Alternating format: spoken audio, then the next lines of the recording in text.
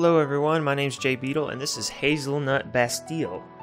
In its simplest form, it is a lot like the original Zelda, A Link to the Past, as well as other games like Secret of Mana, so I jumped right in, and I have to say I loved what I saw. The demo's available in the link below.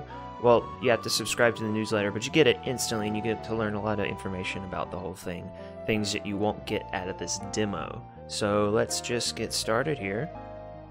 The leading protagonist is an unnamed heroine, as far as I know anyway. The website doesn't really give her a name yet, but it's really cool to see more female starters. You know, Zelda doesn't exactly get a game of her own as it is. But as you can see, it's very similar, like I said, to A Link to the Past, and that's a very good thing.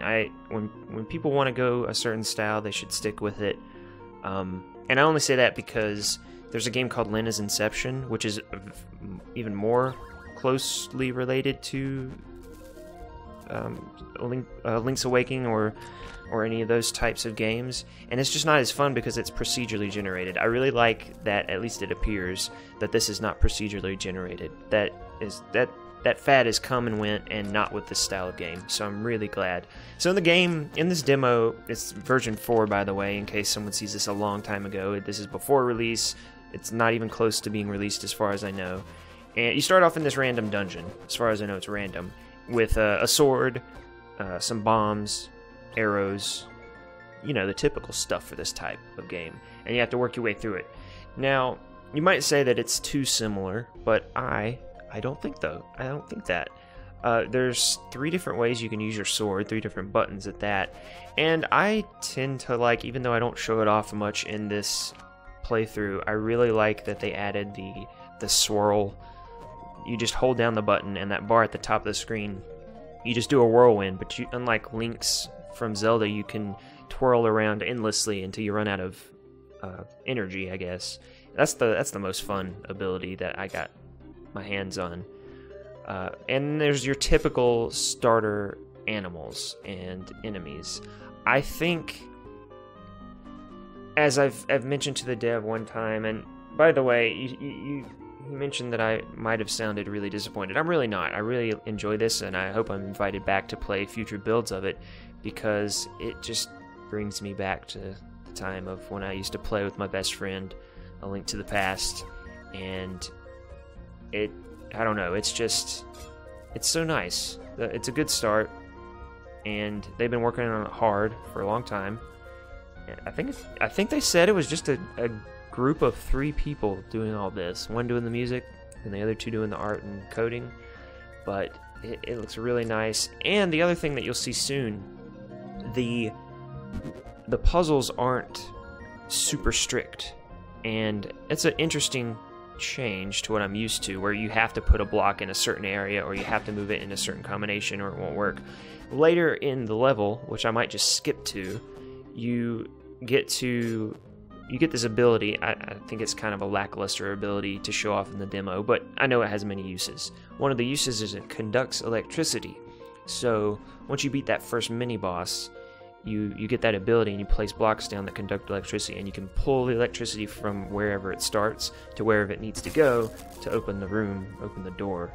And it's just, it was just very interesting, because there were times where I wasn't quite sure the combination to get it to open. I knew where it needed to go, but I wasn't sure where to put the blocks.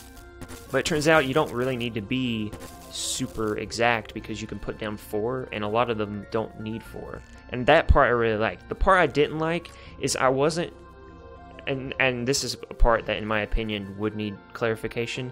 You're not really sure where the lasers reflect. You don't know which way they're going to direct, unless I missed something stupid. But I mean, if I missed it, maybe it's worth being super obvious for us dummies out there. But yeah, the laser would go, and I would just have to assume it was going to go in the right direction, and then, I mean, it was consistent. If I placed it one time, it would go that direction. I just didn't know how to know that it would go in a certain direction, and I don't think you could change it by standing on different blocks, or different tiles, which is what I thought you would have to do. Anyway, here's our first boss. I just wanted to really get used to the bombs. I wish you could throw the bombs, and maybe you can. Maybe I just didn't notice it. Again, that's just another thing I'm used to with that type of game, but it's not that big of a deal. Maybe that's an upgrade. That's another thing I want to mention to everyone watching this that isn't the developer. It will have crafting, I think, based on the website, and there is an inventory that has a lot of open spaces in the demo that you'll get different types of ingredients to make different things, and I like that. And it's not huge. It's not like Starbound. If you've ever played Starbound, that has like 5 tabs. There's a tab devoted entirely to furniture. That's kind of ridiculous as far as organization goes, but this isn't like that. It's closer to what you would think.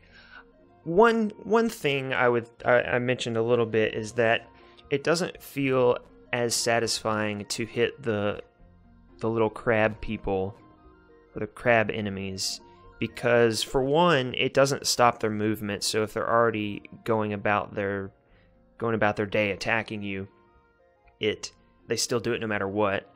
You can block them with a shield, which I didn't also fully use until later. It's super effective, but it just feels like the sword is super powerful on certain enemies and not on others. And I don't mean that from an actual damage point of view, like how long it takes to kill them. I just mean it feels like you're just hitting them with a stick or something. And I think you might have to reprogram too much for it to be worth it, but a little shake, a little weight into the sword swing for some of the enemies that don't get pushed at all would just give you a little bit of, I don't know, extra push, extra polish. So our first real puzzle is right here in front of me here, and at first it's a good introduction because it shows you point blank what to do. I mean, you have to be pretty stupid not to know what to do, and I was pretty stupid for a little while, but I got it after a couple seconds. And see, that one, you know it's going to go that way. I guess maybe the laser goes whichever is opposite direction to you. I don't think that's true, though. But I do like that these are not just move a button onto, or move a stone onto a button and pass, because this type of weapon has been used a few times in other games, and this is the first time that I've used it for this. I can't wait to see the other ones, though. Perhaps in a new demo, because of course you see the shield and sword and you're like, oh yeah, that's classic stuff, and then you see your first unique weapon. It's not a weapon, really. Maybe it could be used in a weapon way to make it more than just for bouncing lasers and electricity. I don't know. I'm sure there are other clever ways. And by the way, the name of the game, Hazelnut Bastille, I'm not sure why it's named that, because it didn't really start off with much of a story. Bastille is like a fortress. I'm not caught up on French Revolution stuff, but it's a fortress and a prison. But the game does not take place all in this little fortress itself. I don't even know what this is. There are screenshots if you want to follow them on Aloft Studio. That's their Twitter account, and it's also going to be put in the description. They show screenshots that are way more than this demo. I just wanted to get my feelings out both to the dev and to anybody that might want to pick this up. If you are looking for a game that is exactly what, I mean, it's exactly what you would expect it to be with that Legend of Zelda type. I know they're probably tired of hearing it compared to that, but I think they should embrace it if they don't, because it's solid, it's its own game, and I look forward to more. I'm just trying to rack my brain at this point to, they asked me if I could give them any feedback, and I love doing that. I just can't always properly articulate what I'm trying to say. I would say another thing that might be just this little thing, you might have already tried it. So you have 3 different buttons to use one weapon, and I was thinking maybe you just make the slash and the spin the same button and just hold down one, because I know you have to hold down the slash a little bit to get it to go, but you know, maybe if you held it down for twice as long, it would continue. I don't know. I think it would open it up to use it as something else. Because by the way, I'm playing on controller, and it's perfect for controller because it's just like a Game Boy. You know, you only had 2 buttons, and this uses a little bit more than 2 buttons, but it has 2 main weapons, the main and the alt weapon, and it's your typical dungeon crawler, action RPG. Other than that, I really enjoyed the boss fight, the main boss fight, the big crab. The big crab, probably, you might want to take note, it's really easy to avoid him the whole time if you just stay on the bottom of the screen. And that might be intended because it is it is the only main boss. But you can just wait it out and then line up your sword. That might be the entire strategy, and if so, just shut me up. I'm just saying you don't have to move ever other than left and right at the bottom of the screen, and then line up your sword and just poke him a bunch every time he stops after 3. But I do like that every monster has a pattern, because that's classic. Love it. And that makes the little mini crabs not as important, not as frustrating. They were a little bit frustrating because I was being lazy, and it also prepared me for the main boss, sort of, without the bomb type projectiles and covering huge amounts of space over a tiny bit of time.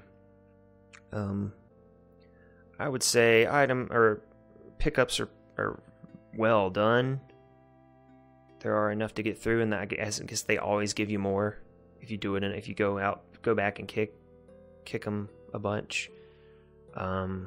The respawning rooms are a little seemingly inconsistent. Like this room that I just went from, you can clear it and then have to come back, and then sometimes it'll be cleared and sometimes it won't. So you have to redo that laser thing. Not a big deal. I can't wait till you add the more dialogue and villages. Villages are my favorite for these types of games. I don't know why. Kakariko Village.